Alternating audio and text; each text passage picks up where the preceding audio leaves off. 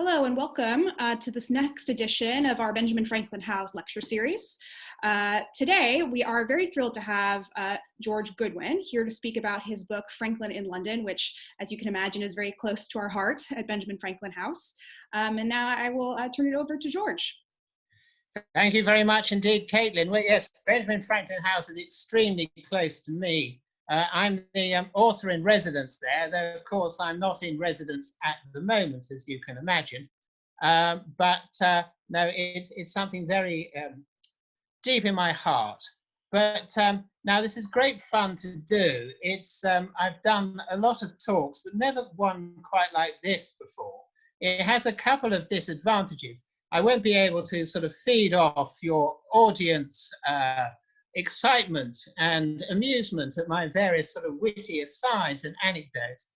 And also the problem is that I can see me, and I don't really want to see me. I want you to concentrate on this wonderful selection of pictures that I will give you. And but don't worry about the cursor flicking across the screen. It's not that somebody's taken over your computer. It's just me pointing out things. And now Caitlin will extinguish me and we'll get on with the talk. Thanks very much, Caitlin.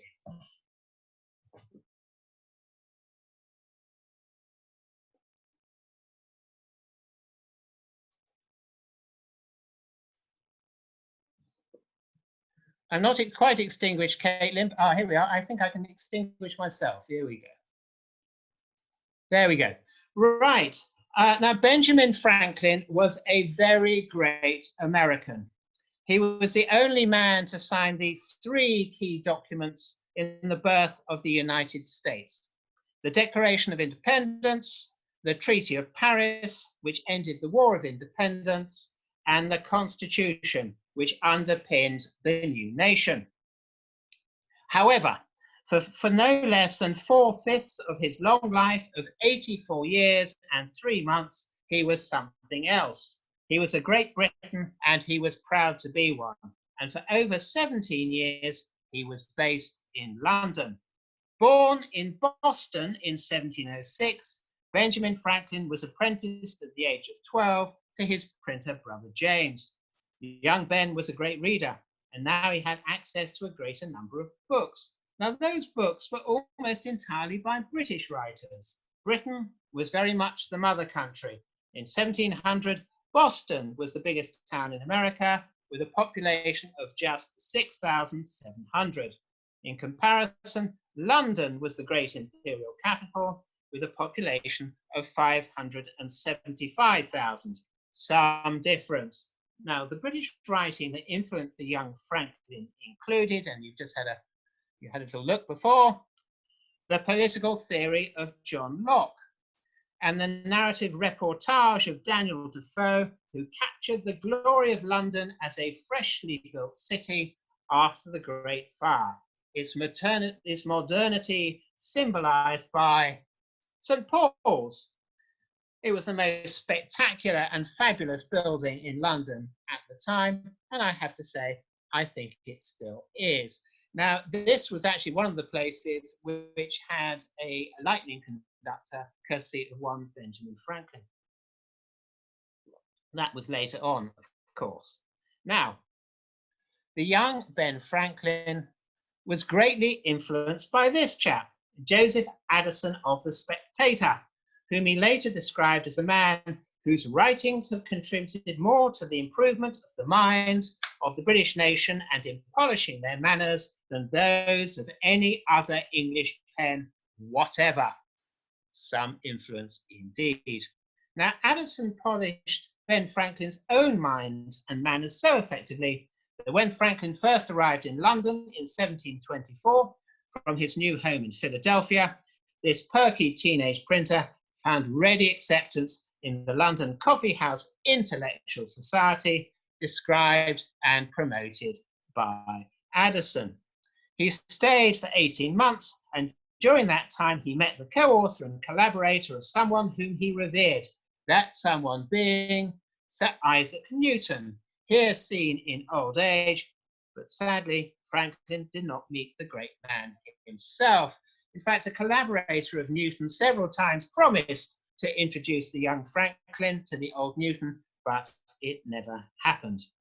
But as a sign of Dr. Franklin's lifelong respect for Newton, the bust in the 1767 David Martin portrait, that's of Newton. However, Franklin did meet Newton's right-hand man at the Royal Society, Sir Hans Sloane, and he sold him this funny-looking thing. It looks a bit like a dead animal, doesn't it? In fact, it's an asbestos purse, which Sir Hans bequeathed, along with much else, to form the initial collection of the British Museum in 1753. It's now, as I think you can just see, it's in London's Natural History Museum, which was a split off from the British Museum in the 1960s. Now, I will actually read you something from my book because it relates to this asbestos purse. Now, historians love it when they've got different bits of evidence which enable them to make a conclusion. And in this case, we've got three. We've got the purse itself. We know it existed. It's in the museum. We've also got Franklin's recollection of selling the purse to Sir Hans, and that's in his autobiography. Now, we have to remember that one can actually argue that Benjamin Franklin's autobiography was the first great celebrity autobiography. But like all celebrity autobiographies, some of it has to be taken with just a little pinch of salt. Because in the autobiography, he says, oh, well, Sir Hans came to me. Hardly likely with, you know, this young teenage printer having one of the great men of the land coming to him. In fact, it was slightly different because, delightfully, in the Benjamin Franklin papers at the Sterling Library, there is the original letter that Franklin sent to Sir Hans Sloane, and I will read it to you. Sir, having lately been in the northern parts of America, I have brought from thence a purse made of the stone asbestos, a piece of the stone and a piece of wood, the pithy part of which is of the same nature, and called by the inhabitants salamander cotton. As you are noted to be a lover of curiosities, I have informed you of these, and if you have any inclination to purchase them or see them, let me know your pleasure by a line directed for me at the Golden Fan in Little Britain, and I will wait upon you with them. I am, sir, your most humble servant, Benjamin Franklin. But what I love about it is he's got a PS in here. He says, you know, and bearing in mind, Franklin at this point had actually been in London for 12 months, and he was going to be there for another 6. He says, P.S. I expect to be out of town in 2 or 3 days, and therefore beg an immediate answer. Basically, he was being a huckster. He was doing the modern equivalent of hurry now to avoid disappointment. He was a very confident young 19-year-old. He didn't lack confidence at all. He had read Addison on London Coffee House Society. Coffee houses were the meeting places for top writers and philosophers, and he himself was now living that life. Now, when he went back to America, Franklin returned brimming with ideas, and that, as I said, was in 1726 when he was 20. Now, within a few years, he had his own printing firm and was creating his own society with a junto, guided by John Locke's rules of the society. Franklin was to become wealthy as a printer, journalist, newspaper proprietor, and almanac writer. That's where all the Benjamin Franklin quotes come from, though most of these quotes, though often improved, originally came from somewhere else. Now that includes the most famous. In this world, nothing can be said to be certain except death and taxes, which derive from Daniel Defoe's things as certain as death and taxes can be more firmly believed. Now you see that Ben's adaptations really are better.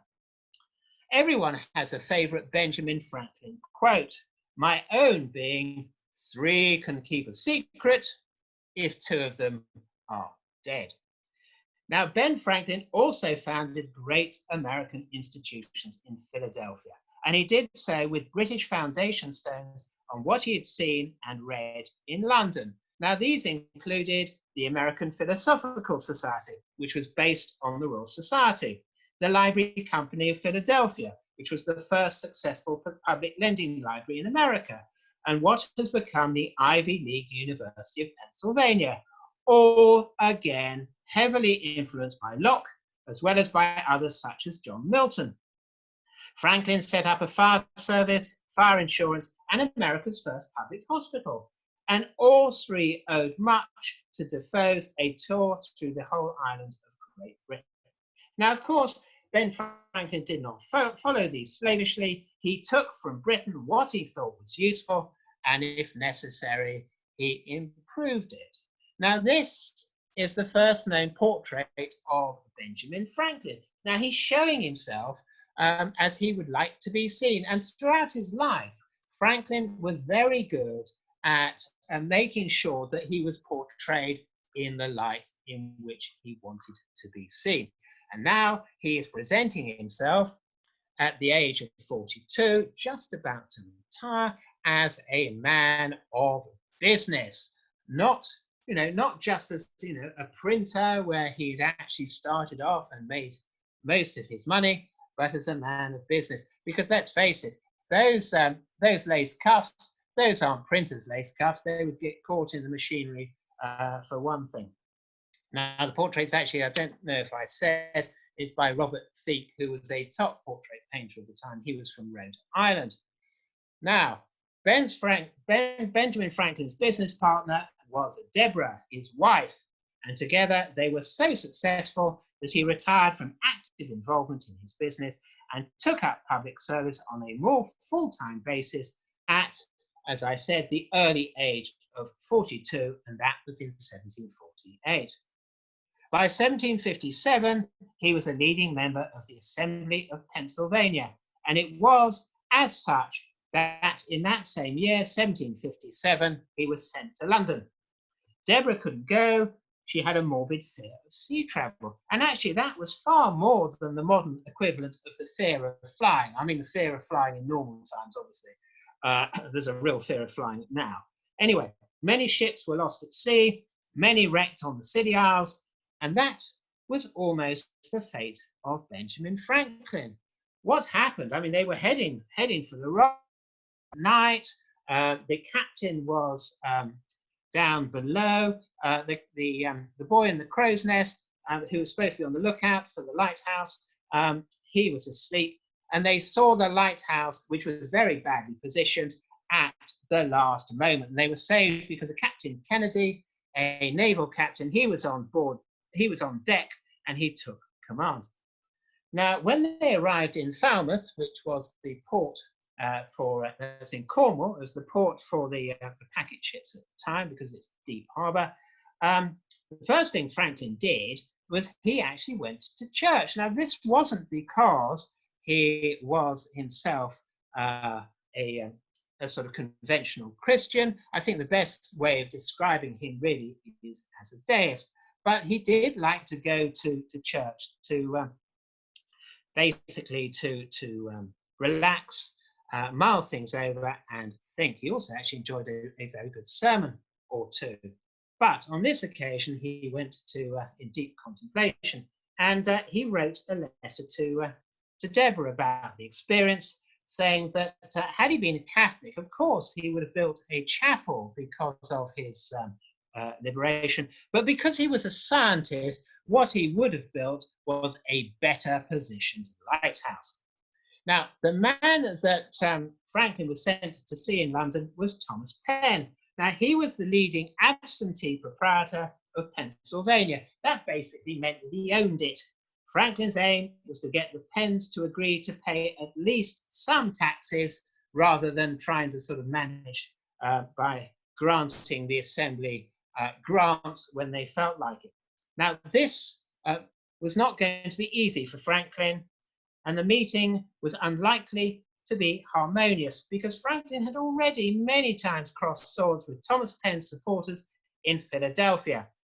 Penn had been a wealthy absentee landlord for most of his life, and he was accepted amongst the British aristocracy. I mean, he'd long abandoned his father's Quaker faith, and he'd converted into the Establishment Church of England. He got married at St. George's, Hanover Square, which was the in place to get married, and he had built a stately home with gardens, and I don't know whether you can just see gardens designed by the inn landscape gardener, Lancelot Capability Brown. However, Penn was sufficiently worried about Benjamin Franklin to brief against him, but he also believed that Franklin would never get the support of the people who counted politically. On that, Penn was only right for a time. Now, just a few days after arriving in London, Franklin lodged at Craven Street, now Benjamin Franklin House, with his son and secretary William and their two slaves, Peter and King. Now, he didn't immediately sign up. I actually had a look at his accounts and discovered that he paid for a trial meal before joining, and it obviously worked out very well because the four of them immediately moved in very quickly afterwards. Now, Franklin's landlady was Margaret Stevenson, with whom Franklin forged a very strong platonic bond, and effectively Craven Street became Franklin's own household, with Margaret Stevenson managing it for him. Mrs. Stevenson took on Deborah's administrative role. She was to remain Franklin's landlady for the rest of his stay in London, right up to March 1775. She was helpful in another way, with his shopping. Indeed, Mrs. Stevenson was like a personal shopper, but the nature of the goods bought showed the nature of the trading relationship between Britain and America. American manufacture was constrained. From America came the raw materials, and for Ben Franklin, delicious foodstuffs. From Britain came manufactured goods, furniture, furnishings, and finery, and they were determined to keep that balance. Now, Franklin had a very close paternal relationship with Margaret's daughter, Polly, who was 18 in 1757. Now, this is a portrait of the later Polly, obviously, and this is an actress, Polly.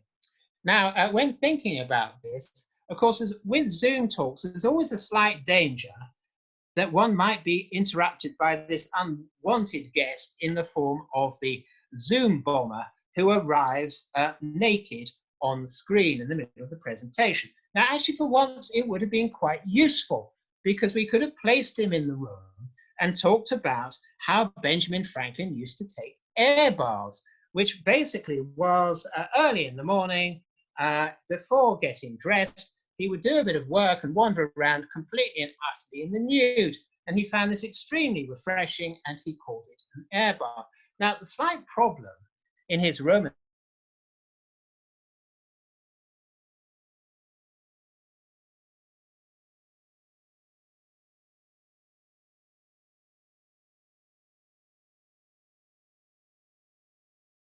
you can say that in this case, as in so many others, Benjamin Franklin was ahead of his time. And for his poor neighbors, he would have been the original Zoom bomber. Anyway, this is Benjamin Franklin House, and I'm showing you the actress here because what happened was that the house was actually going to be, it was going to be ripped apart. And this was, if I remember rightly, I think it was in the 1970s or 80s. And two groups came to rescue it. The second of the groups, with the founding and current director, Marcio Baluciano, at the helm, they saved it. And but they had a decision to make because obviously all the original furniture had gone. Quite a lot of the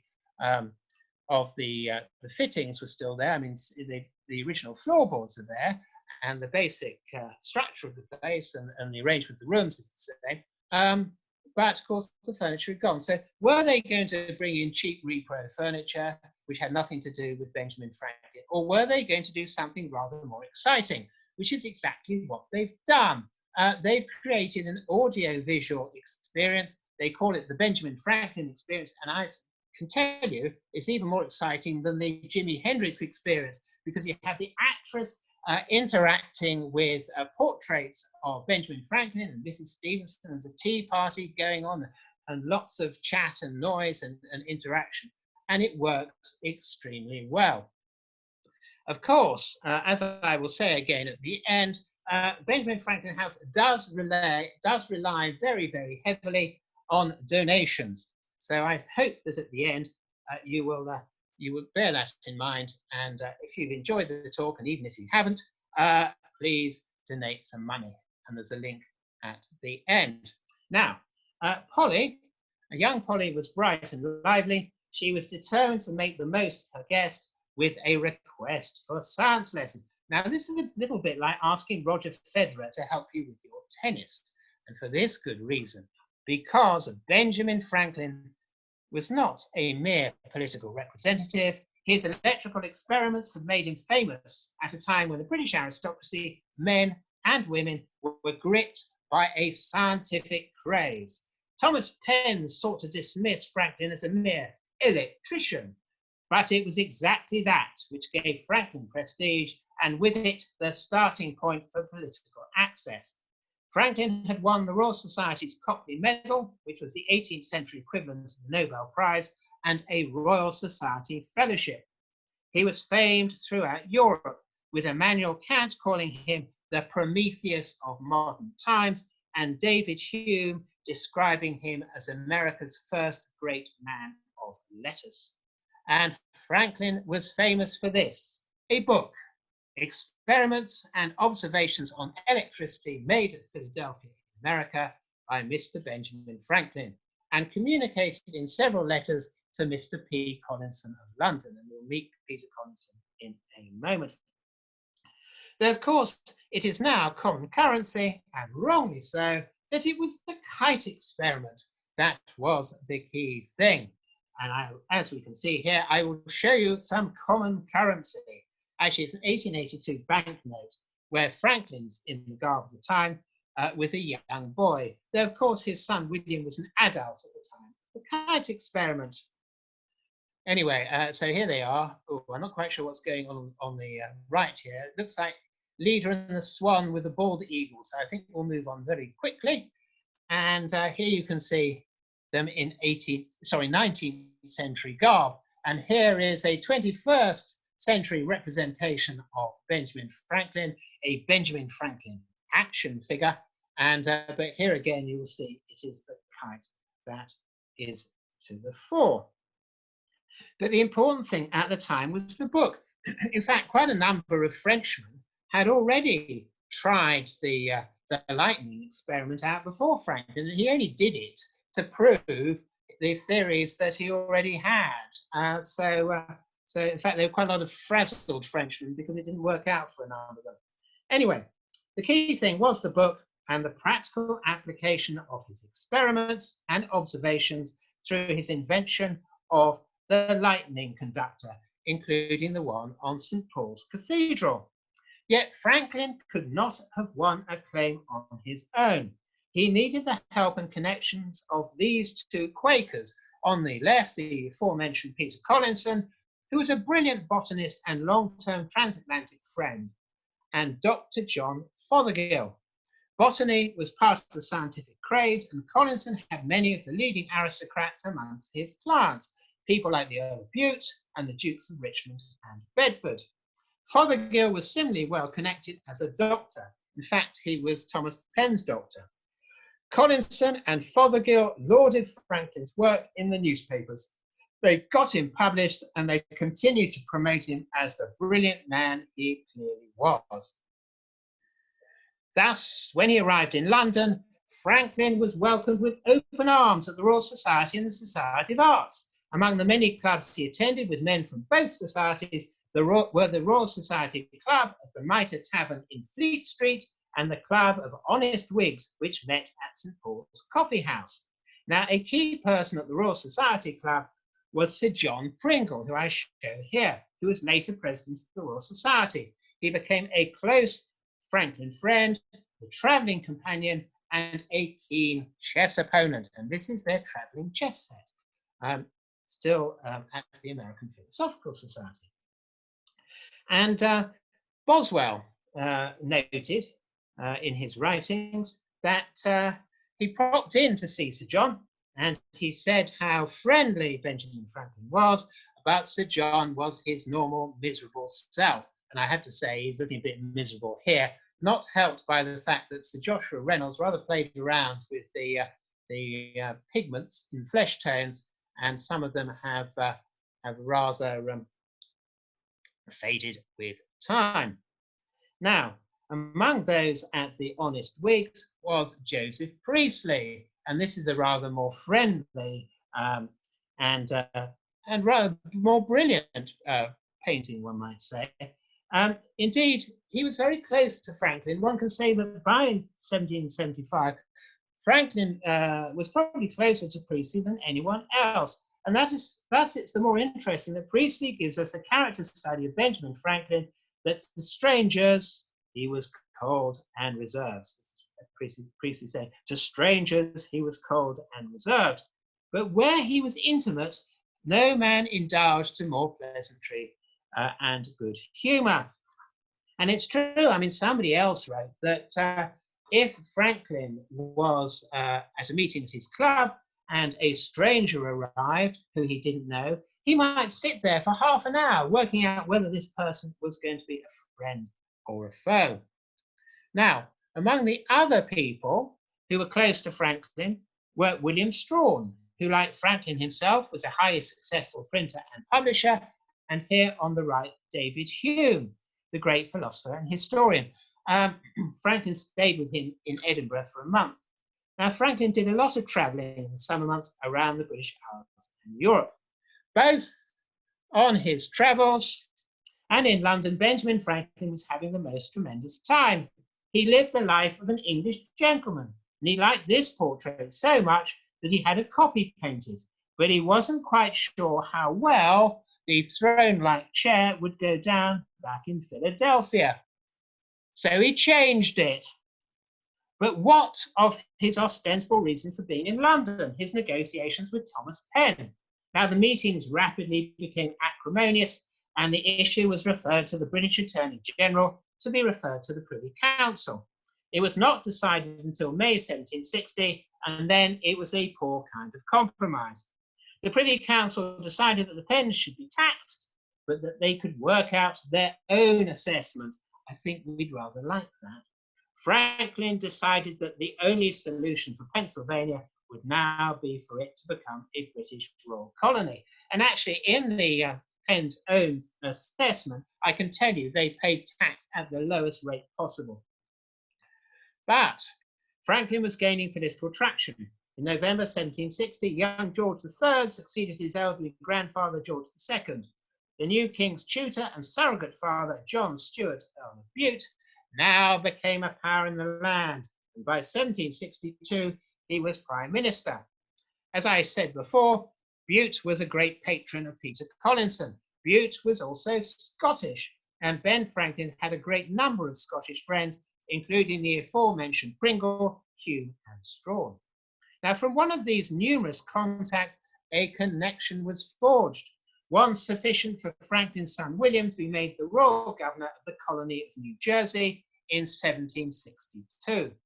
That same year, Franklin had to return to Philadelphia. For one thing, he was owed an absolute fortune in expenses. For another, he had his reputation to defend.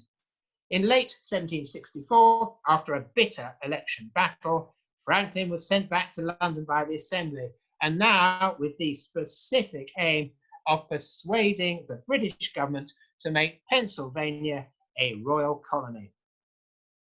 By the time Franklin returned, Bute had resigned. In 1763, he had negotiated a fair peace at the end of Britain's triumphant 7 Years' War against France.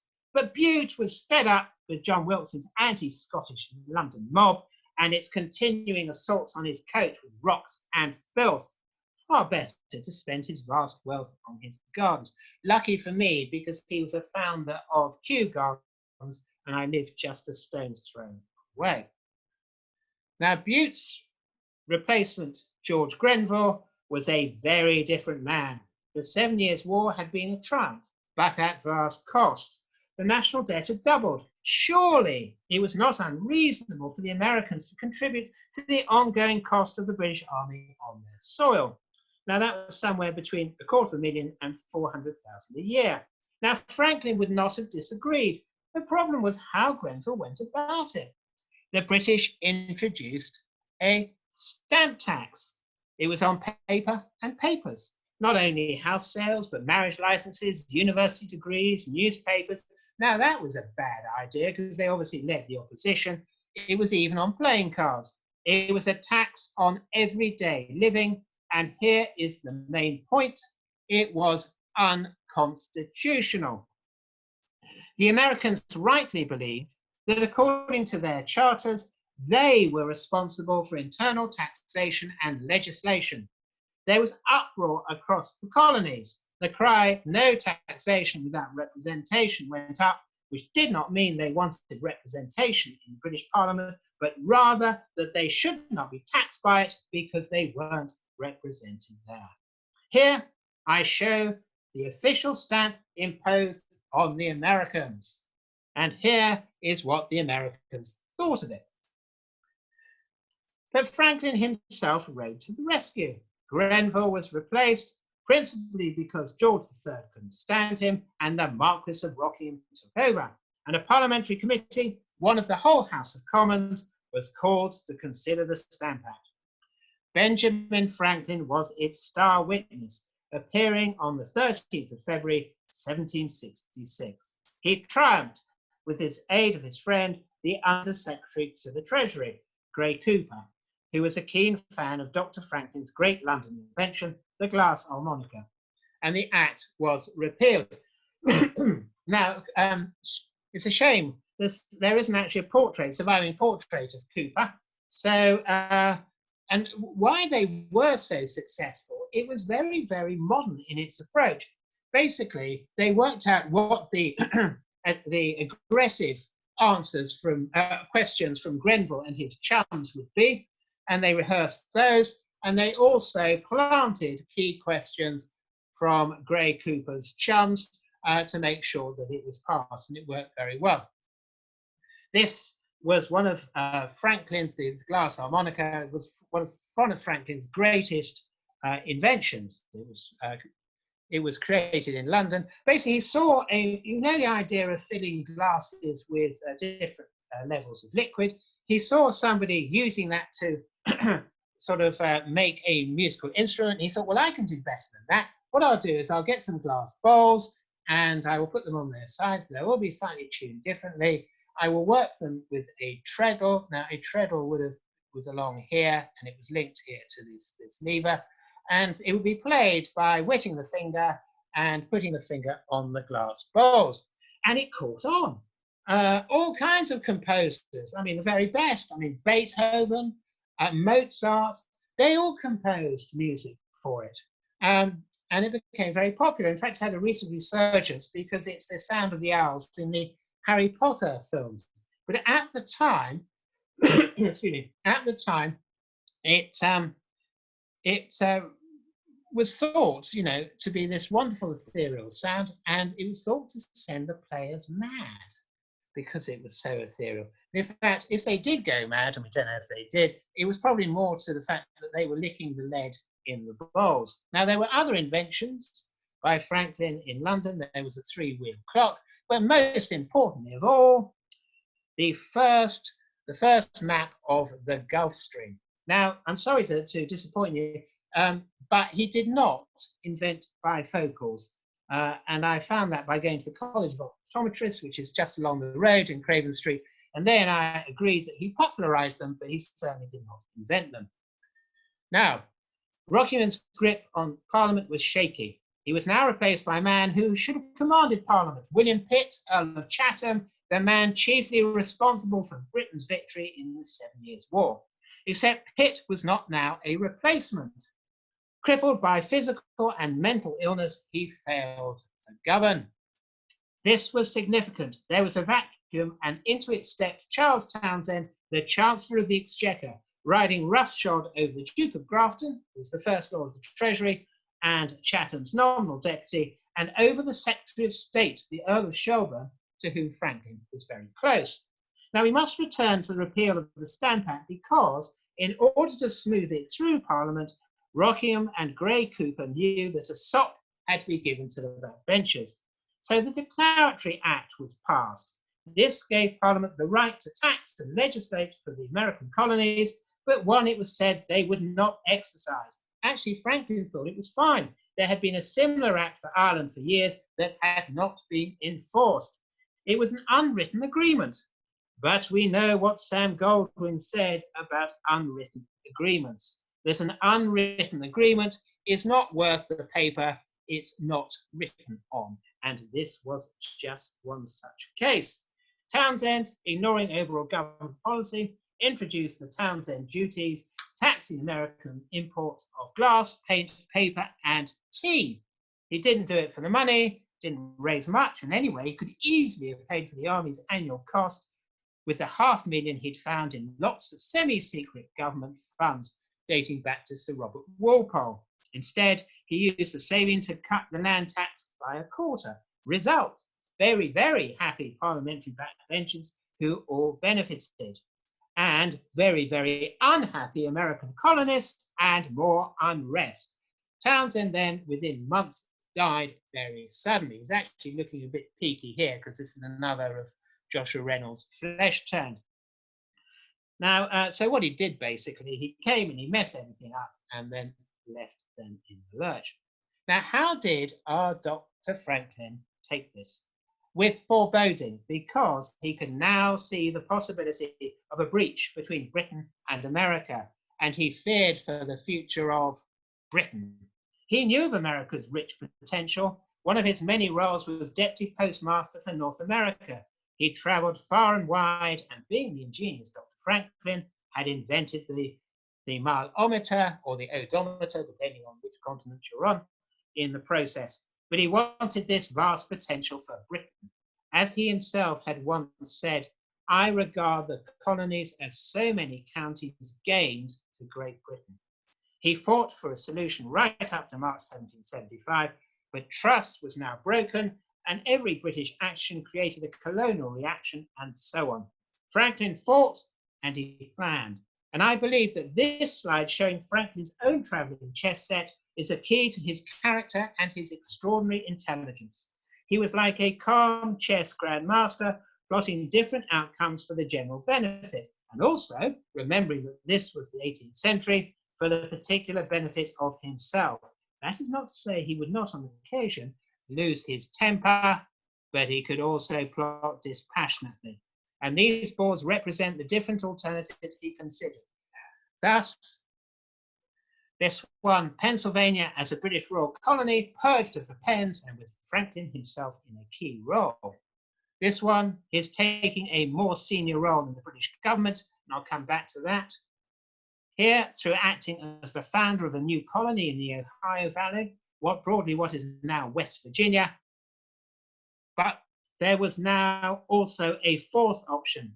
And as the late 1760s progressed, Franklin became a spokesman for more American colonies, taking on London representation for New Jersey, Georgia, and most notably, Massachusetts.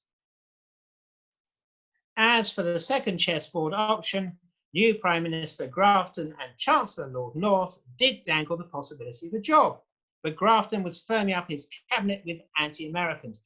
Not so much North, but the Earls of Sandwich and Hillsborough. So as time went on, Franklin increasingly and desperately hoped for an administration formed by the followers of the more pro-American factions, that of Chatham and Shelburne on the one hand and Rockingham on the other. Now, the aforementioned Lord Hillsborough.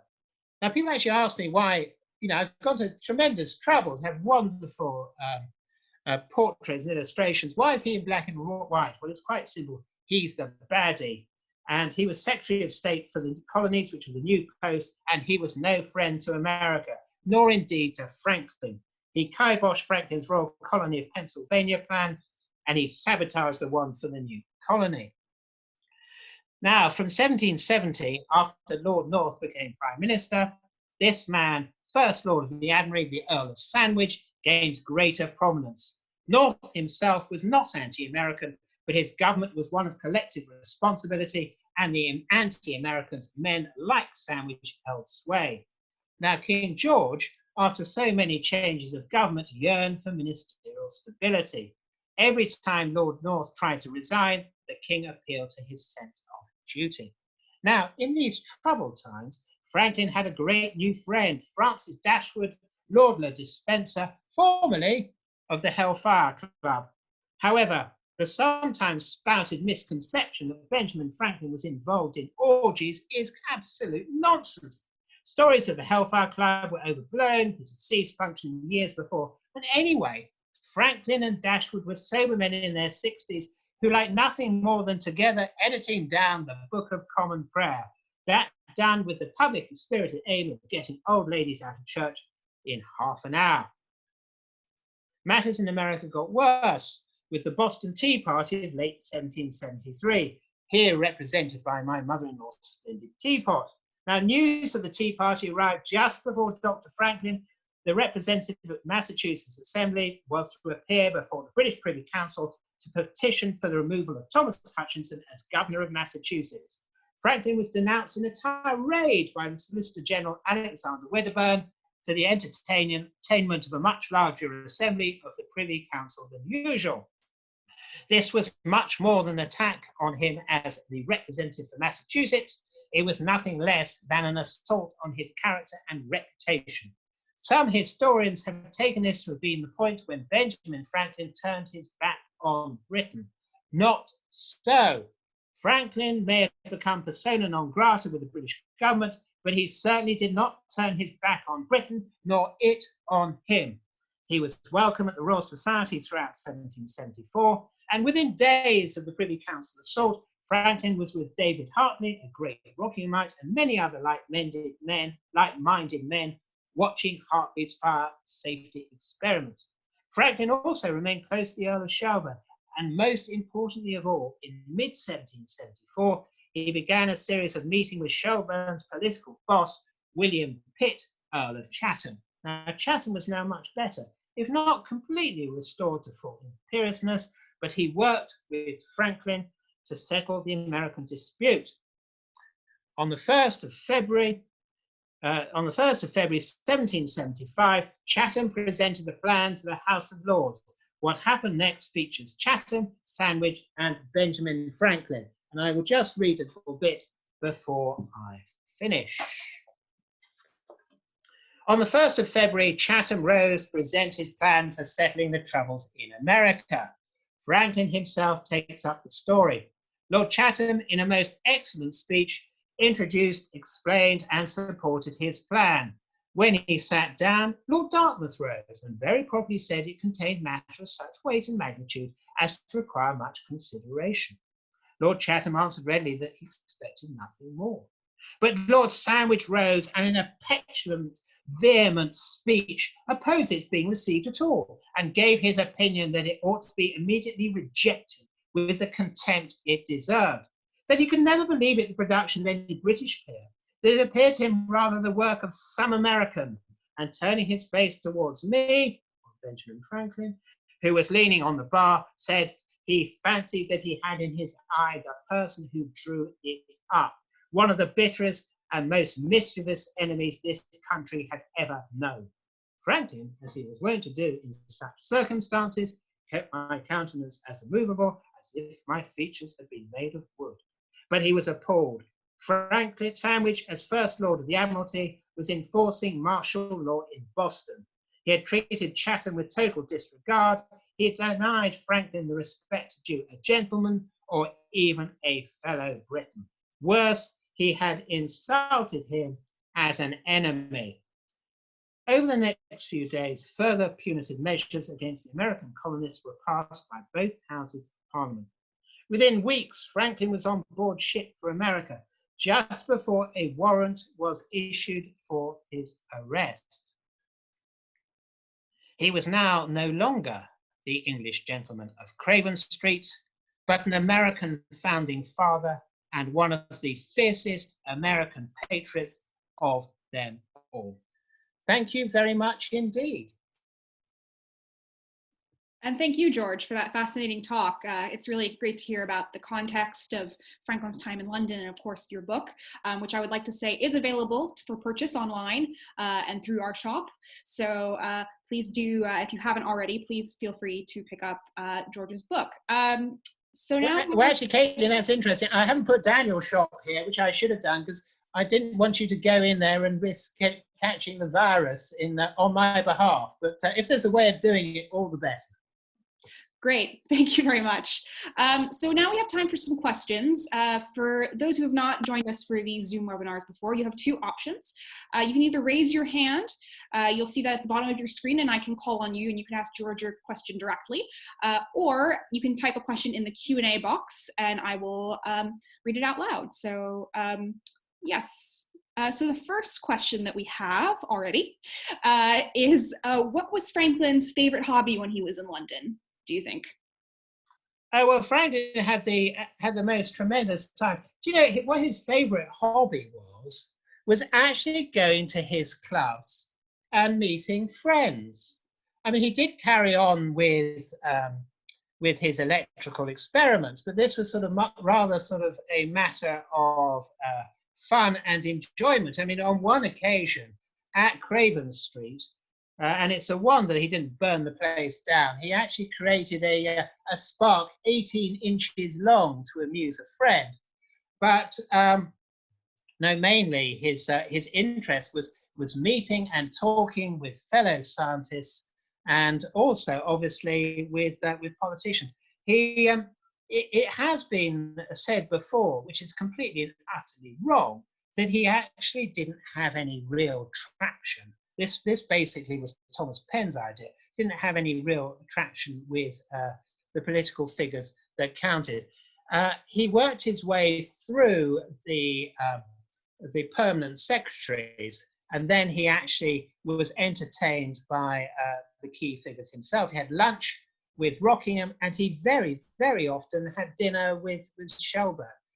So he was very much there. So it was a combination. He was a man, a great Renaissance man. So he had a sort of a great range of interests.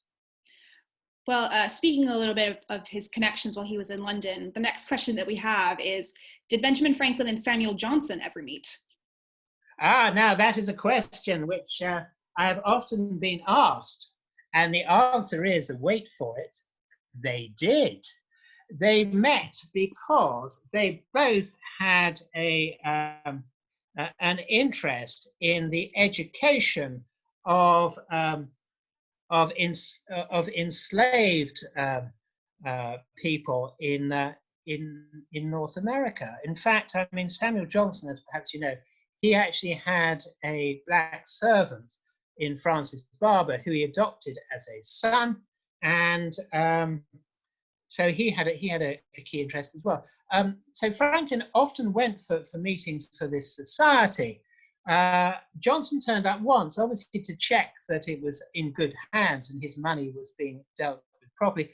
But we have no record at all of what they said to each other, because all we have is I'm afraid, the minutes of the meeting. So that's all we have. Now, actually, while the screen is on, I should also, as well as pointing out the line to donate to Benjamin Franklin House, Benjamin Franklin House is very close to Mount Vernon, General Washington's home, and it is on the same basis as Benjamin Franklin House.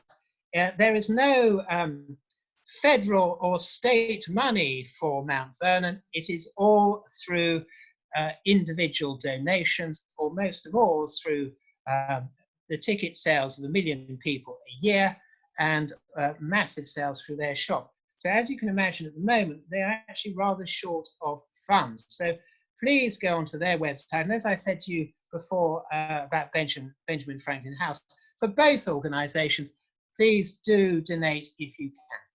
Next question. Great. So the next question is, could you tell us more about his ongoing relationship with his landlady and her daughter? No, this is the thing. I mean, I remember even as I was talking to one of the security people at the airport in Philadelphia, and we got chatting for some reason, and I told him that I'd written a book on Benjamin Franklin, and he said, "Oh yeah, wasn't he a dirty old man?" And I'm afraid that this image of Franklin has been perpetuated. I'm afraid it's not true, and it all comes from, okay, as a young man, he certainly he was quite active, but later in life, I think this all came. Oh, here I am again. It all came from the idea that he was sort of getting romantically linked in France, when in fact it was all kind of courtly love code stuff. And so therefore the idea was, well, he must have had this sort of relationship with his landlady, or possibly with the daughter, or possibly with both. But I can tell you that there was a conference of experts on Benjamin Franklin, a lot of female experts on Benjamin Franklin, and they all concluded that this idea was complete and utter nonsense. So we have to remember, I mean, when he was in France, I mean, this was a man who was in his 70s, and indeed he was almost 80 by the time he left. So, I mean, give the poor chap a chance. Great. Well, the next question is, Franklin's life would make a good stage play or musical similar to Alexander Hamilton's. To your knowledge, has anyone ever floated this idea? What do you think of it? Now, this is actually quite amusing. A couple of years ago, I won't mention who the actor was. Actually, I will mention it was Christian Slater. He was actually starring in a play in the theatre at the bottom of Craven Street. And I passed one evening, and he was chatting away to a number of fans. And I looked at him, and I thought, that forehead, it would be absolutely perfect for Benjamin Franklin. And so I hurried back to Benjamin Franklin, and we sent him a book with a very, very nice letter saying what massive fans we were of his, etc., etc. And would he be interested? And we heard nothing. And I have to say, and I hope Marcia doesn't actually mind me saying this, I know that she once approached Kevin Costner with the same idea, and he wasn't receptive either. So we have tried our best. But I agree. I mean, Benjamin Franklin's story would make the most fantastic and brilliant film.